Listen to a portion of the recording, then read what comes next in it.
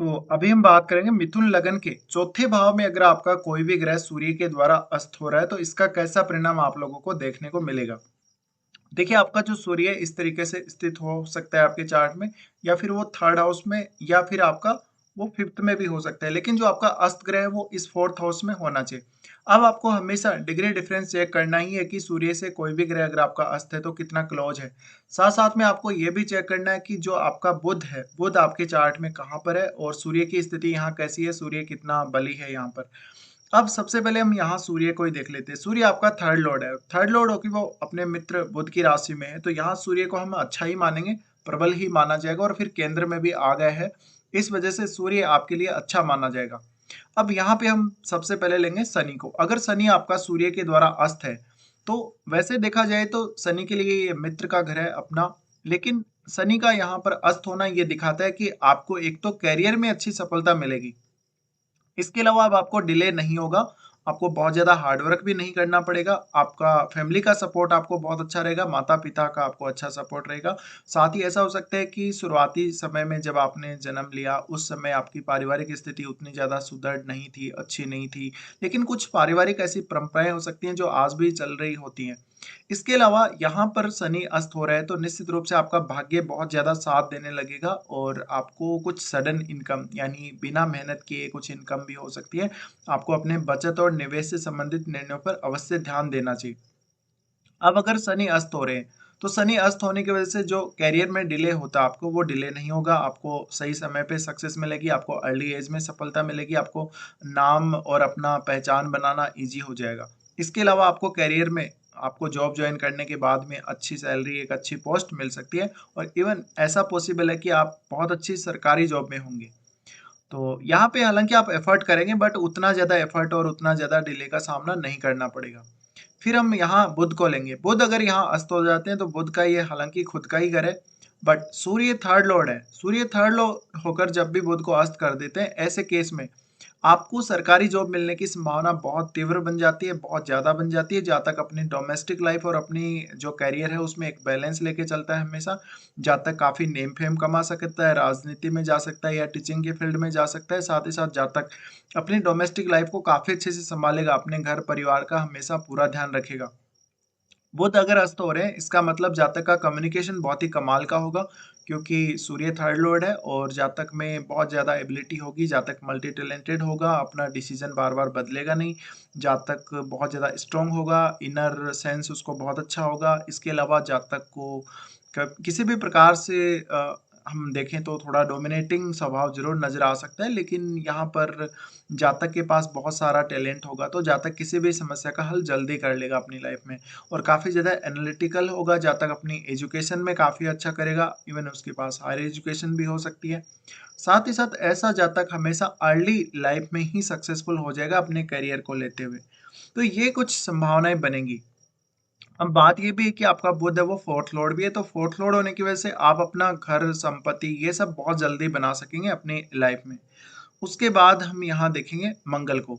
मंगल आपके चार्ट में छठे और 11वें घर के स्वामी होकर अगर सूर्य के द्वारा अस्त हो रहे हैं, इस केस में देखिए थोड़ा विवाद जरूर हो सकता है घर में, कोई लड़ाई झगड़ा वाद विवाद, लेकिन उसमें आपको विजय मिलेगी। इसके अलावा आपके पास प्रॉपर्टी बहुत ज़्यादा हो सकती है, संपत्ति बहुत ज़्यादा हो सकती है, घर परिवार का साथ सपोर्ट बहुत ज़्यादा अच्छा हो सकता है, भाई बहनों का बहुत प्रबल सपोर्ट हो सकता है। अगर मंगल अस्त हो रहा है तो आपका कोई एक बड़ा भाई हो सकता है या छोटा भाई, छोटे भाई के चांस वैसे ज़्यादा है, छोटा भाई आपका बहुत अच्छी प्रोग्रेस करेगा, ये संभावना बनती है। साथ ही आपका जो छोटा भाई है काफ़ी ज़्यादा सक्सेसफुल भी अपने जीवन में होगा। अब यहाँ अगर मंगल अस्त हो जाते हैं उस केस में आप स्ट्रांगली मांगलिक बन जाते हो, तो थोड़ा-सा अपने ऊपर कंट्रोल अवश्य रखना है। परिवार के सदस्यों के साथ कुछ मतभेद भी देखने को मिल सकते हैं, बट जहाँ तक थोड़ा लड़ाकू स्वभाव का तो होगा ही, लेकिन कुछ हद तक वाद-विवाद को आपको रोकना चाहिए और ज़्यादा से ज़्यादा फोकस अपने करियर पर देना चाहिए। इसके अलावा आपके पास धन संपत्ति और प्रॉपर्टी बहुत ज्यादा होने के चांसेस हैं।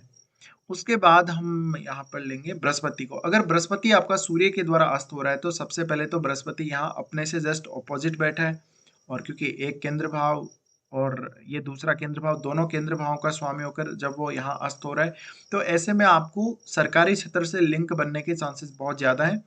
आप अगर सरकारी क्षेत्र में नहीं भी होंगे तो आप कोई बहुत फेमस आध्यात्मिक नेता हो सकते हैं, कोई बहुत बड़े पर्सन हो सकते हैं, बहुत ही अच्छे विद्वान व्यक्ति हो सकते हैं, तो आपका नेम फेम और प्रसिद्धि काफ़ी ज़्यादा होगी। फिर भी परिवार भी आपको अच्छा मान-सम्मान देगा और आपकी जो पारिवारिक स्थिति है, जो पहले आपकी पारिवारिक स्थिति रही है, काफ़ी सुदृढ़ स्थिति रही है। परिवार की परंपराओं को आगे लेकर जाने वाले, उनका पालन करने वाले हमेशा आप होंगे। इसके अलावा बहुत ही ज़्यादा विद्वान व्यक्ति के रूप में आपको जाना जा सकता है, बहुत ज़्यादा नॉलेज वाला पर्सन आप होंगे और ऐसे केस में जातक हमेशा अपने करियर पर तो फोकस करेगा ही करेगा, जातक को करियर में बहुत ज़्यादा नेम फेम मिलने के चांसेस हैं। बट अब बृहस्पति 7th लॉर्ड भी है। 7th लॉर्ड होने की स्थिति में ये दर्शाता है कि आपका पार्टनर बहुत डोमिनेटिंग होगा। अगर स्त्री का चार्ट हो तो और ज़्यादा डोमिनेटिंग होने के चांसेस हैं और बहुत बड़े किसी सरकारी पद पे या फेमस व्यक्ति होगा। इसके अलावा आपको बिजनेस में बहुत ज़्यादा सफलता मिल सकती है, बृहस्पति अगर अस्त हो रहा है तो, और सरकारी सहयोग आपको आपके बिजनेस में मिल सकता है। तो जातक के पास इस वजह से करियर में फिर काफ़ी सारे ऑप्शंस आ जाते हैं। जातक को जॉब करना और बिजनेस करना दोनों ही उसके करियर के लिए अच्छा रहेगा। इसके बाद हम शुक्र को लेंगे। शुक्र अगर यहाँ सूर्य से अस्त हो रहे हैं तो शुक्र पहली बात तो यहाँ नीच की स्थिति में आ रहे हैं और अपने उच्च के घर से जस्ट ऑपोजिट तो वो है ही, क्योंकि यहाँ उनका ये उच्च का घर है। अब जब अस्त हो रहे हैं तो उनका यहाँ पे आपको ये देखना पड़ेगा क्या शुक्र वक्री तो नहीं है। अगर शुक्र वक्री नहीं है और नॉर्मल स्थिति में है तो निश्चित रूप से सूर्य द्वारा अगर उनको अस्त किया जा रहा है तो आपको नेम फेम बनाने में, अपना शुक्र से रिलेटेड किसी भी क्षेत्र में करियर बनाने में सूर्य का सपोर्ट है। इस वजह से आपको नेम फेम अच्छा मिलेगा, करियर में अच्छी ग्रोथ देखने, अपनी क्रिएटिविटी की वजह से, अपनी स्किल्स की वजह से आप ज़्यादा नेम फेम पा सकेंगे। और हालांकि यहाँ शुक्र अगर अस्त है तो रिलेशनशिप वाइज थोड़ी दिक्कत जरूर आ सकती है, और अगर पुरुष का चार्ट हो तो फिर उनकी वाइफ काफ़ी डोमिनेटिंग हो सकती है और बहुत ज़्यादा डिमांडिंग हो सकती है। बहुत ज़्यादा प्रबल इस बात की संकेत है कि वो डोमिनेटिंग भी होगी। अब अगर स्त्री के चार्ट में ऐसा बन रहा है, ऐसी स्थिति बन रही है, शुक्र अगर अस्त हो रहे हैं तो जातिका को अपने पिता का सपोर्ट बहुत ज़्यादा अच्छा हो सकता है। जातिका के पिता की वो बहुत ज़्यादा चहेती हो सकती है और जातिका हो सकता है जहाँ तक कुछ शुक्र से रिलेटेड ही करियर में जाए तो उसको ज़्यादा नेम फेम मिलने की संभावनाएं बन जाती हैं। अब हम आगे बढ़ेंगे और देखेंगे चंद्रमा को। चंद्रमा अगर सूर्य के साथ स्थित है, यानी चंद्रमा यहाँ पे हो सकता है आपको अमावस्या के समय जन्म हुआ होगा, तो चंद्रमा जितना क्लोज है सूर्य के उतना ही प्रभाव ज्यादा देखने को मिलेगा। और चंद्रमा क्योंकि सेकंड लॉर्ड भी है, इस वजह से जातक के पास धन संपत्ति बहुत ज्यादा होने के चांसेस हैं। जातक के पास जमीन जायदाद बहुत ज्यादा होने के चांसेस हैं। जातक का पारिवारिक जो बैकग्राउंड रहे काफी अच्छा रहे, बहुत रेपुटेड फैमिली रही है, इसका मतलब ये भी है। साथ ही जातक को माता और पिता दोनों से ही अच्छा समर्थन और सहयोग जीवन भर बना रहेगा।